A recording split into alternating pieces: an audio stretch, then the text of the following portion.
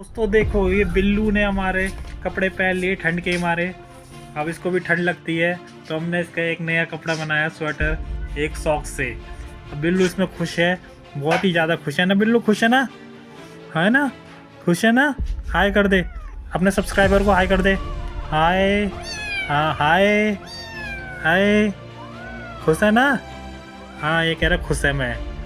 चलो, बिल्लू को कपड़े मिल गए हैं, आप देख सकते हैं बिल्लू के नए नए कपड़े।